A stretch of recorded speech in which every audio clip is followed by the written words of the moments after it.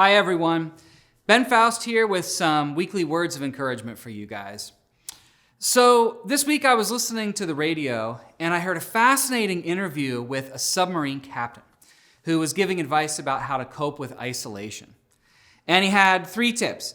He said, number 1, have a routine. Number 2, keep your area clean. And I know there are a dozen people right now looking over at their spouse like, see?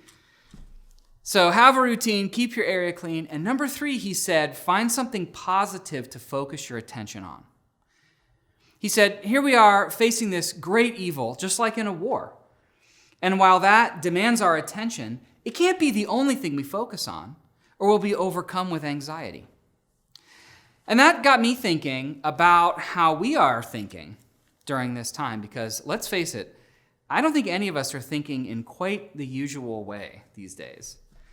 With disrupted routine and all the added stressors, the result is that, at least for me, it's been a lot easier to get stuck ruminating on things and revving my engine mentally. Well, thankfully, the Bible has a lot of wisdom about how we think. And here's a great example from Romans chapter 8. Paul says, "For those who are according to the flesh set their minds on the things of the flesh. But those who are according to the Spirit, the things of the Spirit. For the mind set on the flesh is death, but the mind set on the Spirit is life and peace. However, you're not in the flesh, but in the Spirit, if indeed the Spirit of God dwells in you." So here you can see Paul, the author, is drawing a contrast between 2 modes of thinking. The mind set on the flesh versus the mind set on the Spirit. The things of the flesh are the things we're naturally inclined to think about, things like ourselves and our circumstances. But instead, Paul challenges us to choose to set our mind on the things of the Spirit, that is, the things of God. Now, one of the really exciting things about this passage is the implication that we have some control over what we set our mind on. That is a powerful idea. I heard a saying once that stuck with me. You can't stop birds from flying around your head, but you can stop them from building a nest in your hair. We can't stop negative thoughts from popping into our head and bothering us, but we can proactively choose to focus on healthy spiritual thoughts, and in this way we can displace our natural thoughts with the pursuit of more noble ones. This is more than just positive thinking, because we have the Spirit of God within us. And when we align our thoughts with His thoughts, we are inviting the living God into our thought life, which is transformative. Think of it like a diet. If I eat junk food all day, I'll feel bad. And our minds work in much the same way. When our baby first started eating baby food, we discovered that she loved carrots.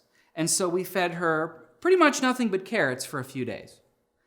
And the result was that her skin kind of turned orange. And I'm serious, that's something that can happen with babies.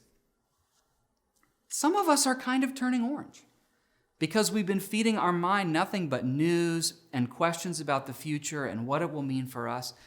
If I feed my mind only the things that come naturally during this time, I'll probably feel bad. The point is that we need to feed our minds a healthy diet. We can't avoid thinking about stressful problems, and we shouldn't try.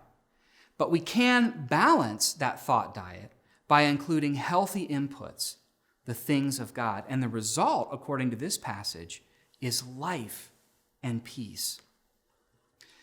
So what are the things of the Spirit? Well, a couple examples come to mind. For one thing, it means focusing on thinking of others instead of only thinking about ourselves.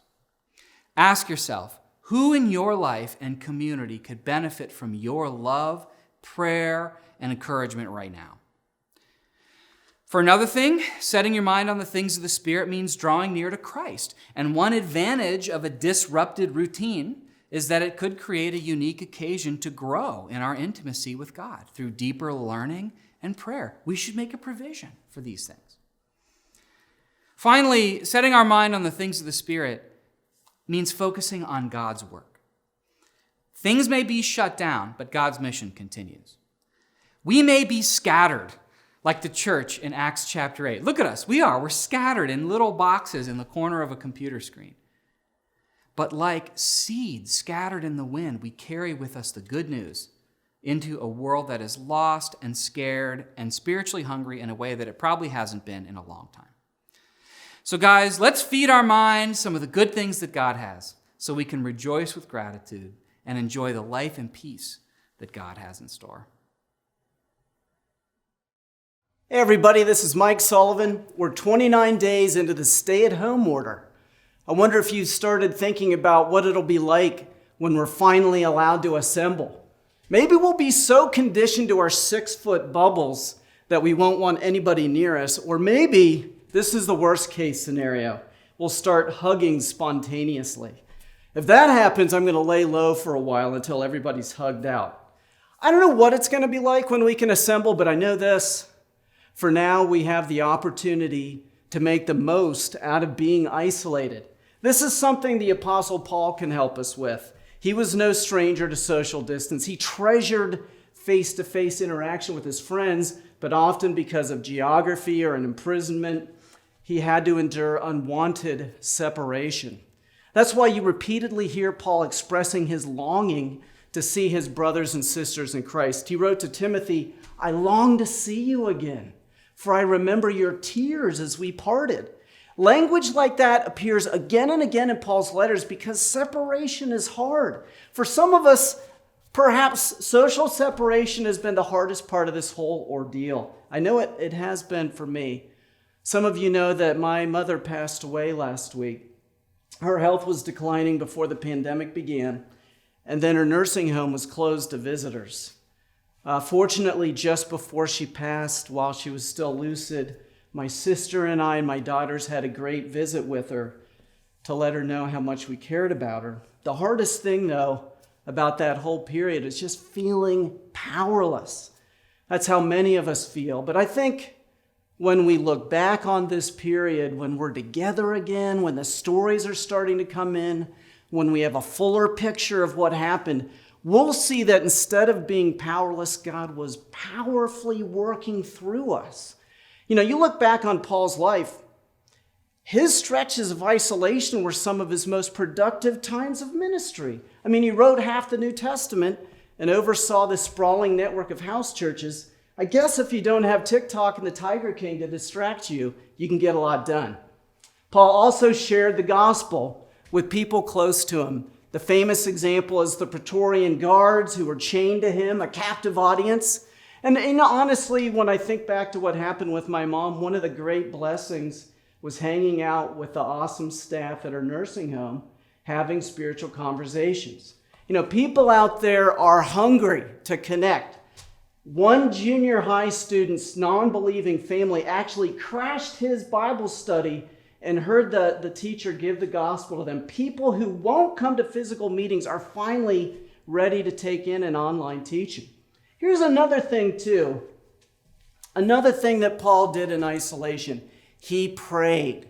He relied on a network of people to gather info, and that info fueled his prayer life. You know, we look at the way he planted churches and it blows us away. But the secret power behind it all was his prayer ministry in isolation. Quality prayer. That's something that's happening across our church. You know, the home churches that I'm involved with just recently had a Zoom prayer meeting with almost 100 people. Something good is going to come out of that. I don't know what, but I can't wait to see God step up to answer those prayers. So I hope you're encouraged. Social isolation is going to end, but before it does, we have these unique opportunities that we'll never see again to serve and to reach people. Like I said earlier, as with Paul, our time of relative isolation may prove to be one of the most fruitful times in our lives.